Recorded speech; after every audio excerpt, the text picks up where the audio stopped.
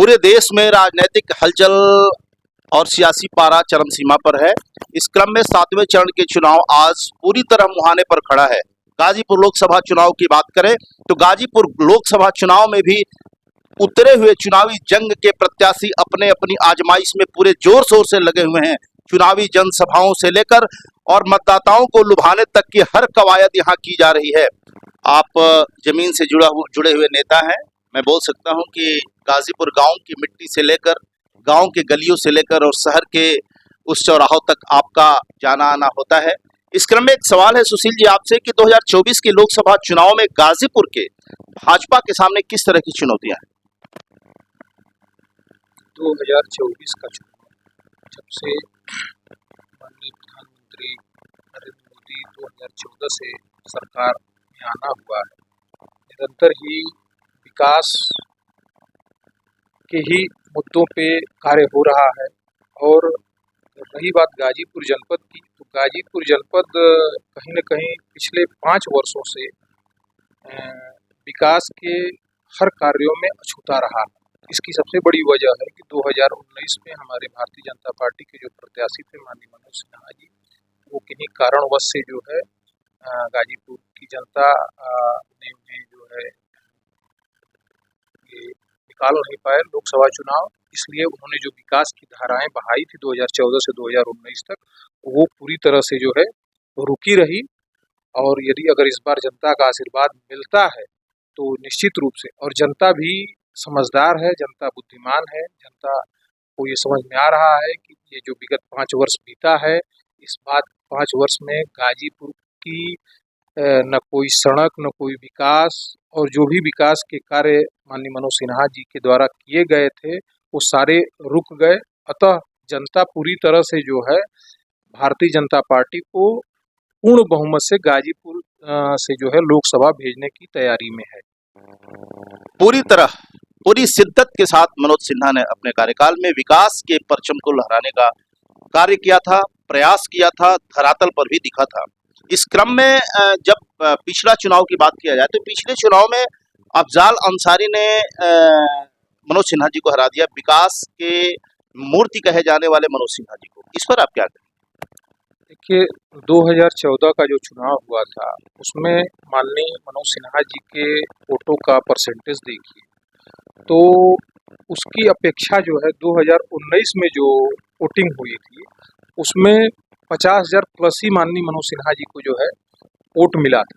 हाँ, ये जरूर है कि 2019 के चुनाव में समाजवादी पार्टी और बहुजन समाज पार्टी, इन दोनों लोगों का गठबंधन रहा है और निश्चित रूप से जो है इसका फायदा जो है जो विरोधी प्रत्याशी रहे हैं अफजाल अंसारी को मिला। मैं गठबंधन की बात करूं तो पिछली बार भी अफजाल अंसारी चुनाव लड़े थे बसपा से और इस तरीके से उन्होंने गठबंधन के साथ बसपा और सपा दोनों लोग मिलकर चुनाव लड़ी थी। बट इस बार भी इंडिया गठबंधन साथ में, गठबंधन तो पिछली बार भी था और गठबंधन इस बार भी है एक साथ। दूसरी चीज मैं ये कहूँ आपसे सुशील जी कि इस क्रम में आप देख रहे हैं कि पारसनाथ राय जी और एक तरफ अफजाल अंसारी के सामने क्या आपको लगता है कि पारसनाथ राय जी ने जो राजनैतिक हैसियत जमाना था एक आम जनमानस के बीच में, वो तो जमा नहीं पाए, फिर आप कैसे कहते हैं? देखिए, सबसे बड़ी बात तो जो हम लोगों के शीर्ष नेता हैं माननीय नरेंद्र मोदी जी, जिनके आने के बाद 2014 के बाद देश की विकास की स्थितियों पे आप जो है तुलनात्मक अध्ययन करें और उसके पूर्व जो है जो इस देश की विकास की स्थितियां थी उसका अध्ययन करें तो पहले तो जनता माननीय मोदी जी को देखती है। अब रही बात आपने जो है अफजाल अंसारी जी की और आदरणीय पारसनाथ राय जी की कही है, तो मैंने बताया कि 2019 में कहीं न कहीं सपा बसपा के पैक्ट की वजह से अगर अफजाल अंसारी जी चुनाव निकाले हैं, लेकिन 2019 से लेके 24 तक अफजाल अंसारी जी का कहीं पे भी पब्लिक प्लेस पे पता नहीं चला, कोई भी विकास के कार्य नहीं हो पाए। वो मतलब एक तरह से जिले से हमेशा बाहर ही रहे, पब्लिक के टच में नहीं रहे। अब तो इसका बहुत बड़ा लाभ जो है।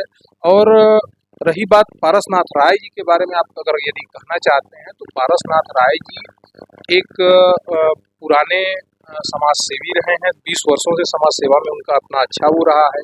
गाजीपुर शिक्षण संस्थानों की का जो है जिला है। इन शिक्षण संस्थानों में जो पारसनाथ राय जी का शिक्षण संस्थान है, आप पता करेंगे तो उनके जो भी शिक्षण संस्थान, चाहे उनके इंटर कॉलेज हो चाहे डिग्री कॉलेज हो, उसमें बच्चों की संख्या अन्य विद्यालयों की अपेक्षा बहुत तादाद में है। इसकी सबसे बड़ी वह है कि वो शिक्षा की गुणवत्ता को मेंटेन करते हैं। तो एक तरफ जो है अफजाल अंसारी की स्थितियों को जो है 5 वर्ष में जनता देख चुकी है, और पारसनाथ राय जी, हमें उम्मीद है और गाजीपुर की जनता को उम्मीद है, और पारसनाथ राय जी ऐसे व्यक्तित्व के व्यक्ति हैं कि अगर गाजीपुर की जनता उनको चुन के भेजती है तो मनोज सिन्हा जी के द्वारा किए गए विकास कार्य और रुके हुए विकास कार्य में इतनी बड़ी गति देंगे कि गाजीपुर एक बार फिर पूर्वांचल में विकास की जो है नई गाथा लिखेगा।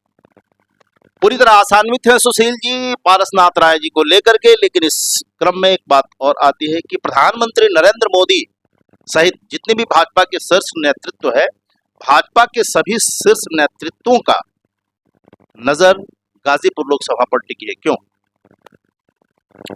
देखें, गाजीपुर लोकसभा का मतलब ये है कि जो हम लोग का वाराणसी क्षेत्र है, जहाँ से लोकसभा के प्रत्याशी माननीय मोदी जी, उसी तरह से जो है ये जब 2014 में चुनाव हुआ और माननीय मनोज सिन्हा जी यहाँ के प्रत्याशी बने, तो माननीय मनोज सिन्हा जी को पूरे उत्तर प्रदेश में एक विकास पुरुष वाले सांसद के नज़रिए से देखा गया, और उन्होंने इस उत्तर प्रदेश के गाजीपुर जनपद में जो विकास किया, वो विकास पूरे देश में उसका जो है एक विषय रहा।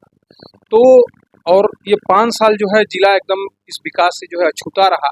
तो कहीं ना कहीं गाजीपुर को जो है बनारस के बाद अगर पूर्वांचल में देखा जाए तो हॉट सीट मानी जाती है। हॉट सीट को लेकर के एक बात आ रही है दिमाग में कि हॉट सीट पे जो विरोधी प्रत्याशी हैं उनका दावा है कि एक असल माफिया है, एक नकल माफिया है। तो असल माफिया और नकल माफिया को लेकर के जो विरोधी इस तरह के कयास लगा रहे हैं, इन पर आप क्या कहेंगे? आपने कहा कि पारसनाथ राय जी में गुणवत्ता है, शिक्षक हैं, समाज सुधारक हैं। मनोज सिन्हा जी इतने कद्दावर नेता के रूप में इतने संघर्षों के बाद निखर कर जनता के दिलो दिमाग में अपनी एक उत्कृष्ट छवि बनाए हैं, इसके बावजूद भी हार गए। फिर पारसनाथ राय जी को इस तरह कैसे आप देखते हैं कि उनको ये हॉट सीट दे दिया भाजपा शीर्ष नेतृत्व ने? देखें, भाजपा शीर्ष नेतृत्व हो या भाजपा संगठन हो, ये एक कार्यकर्ताओं का, छोटे से छोटा कार्यकर्ताओं को भी जो है पार्टी में जगह दी जाती है समय आने पे। उसके अंदर अगर काबिलियत है, उसके अंदर वो गुणवत्ता है। तो कहीं ना कहीं इस जनपद में भी पारसनाथ राय जी को पार्टी ने बहुत सोच समझ के जो है ये दिया है।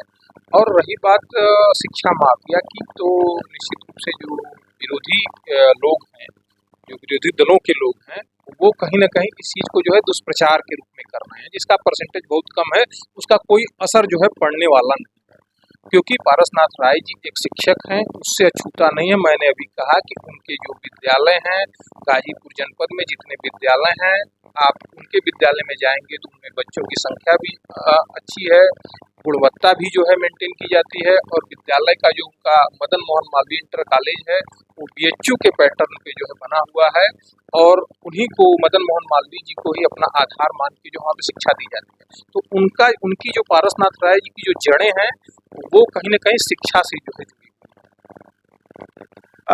इस क्रम में एक व्यक्तिगत सवाल आपसे सुशील जी की, ऐसी चर्चा है कि आप भी आगामी विधानसभा चुनाव की तैयारी में लगे हुए हैं। आने वाले समय में आपका क्षेत्र क्या हो सकता है और विधानसभा की तैयारी में आप किस तरह लगे हैं और इसको कैसे देखते हैं आप? सर देखिए, मैंने शुरू में ही आपको बताया कि मैं एक समाज सेवी हूँ और भारतीय जनता पार्टी का एक छोटा सा कार्यकर्ता हूँ, और निश्चित रूप से जो है भारतीय जनता पार्टी अपने मैंने अभी बताया ना कि छोटे से छोटे कार्यकर्ताओं का भी जो है ध्यान रखती है। तो कहीं ना कहीं हम अपने इन कार्यों को अनवरत करते रहेंगे। अगर शीर्ष नेतृत्व या किसी को भी इस बात पे कहीं से ये सहमति हुई कि नहीं सुशील उपाध्याय को भी जो है कहीं मौका दिया जाए, तो निश्चित रूप से इसके लिए मैं तैयार हूँ। और नहीं तो मैं अनवरत भारतीय जनता पार्टी का एक सामान्य कार्यकर्ता की हैसियत से पूरी तरह समाज सेवा करता हूं। एक तरह से सहमति है। आगामी विधानसभा चुनाव को लेकर आपकी अंदरूनी तैयारी भी चल रही है। यदि पार्टी ने मौका दिया तो उस मौके का पूरा ये सेवा के रूप में ये करेंगे। इस क्रम में आपका डिवाइन इंडिया से बातचीत करने के लिए बहुत बहुत धन्यवाद। बहुत बहुत धन्यवाद सर, आपको और डिवाइन इंडिया परिवार के सभी सदस्यों को।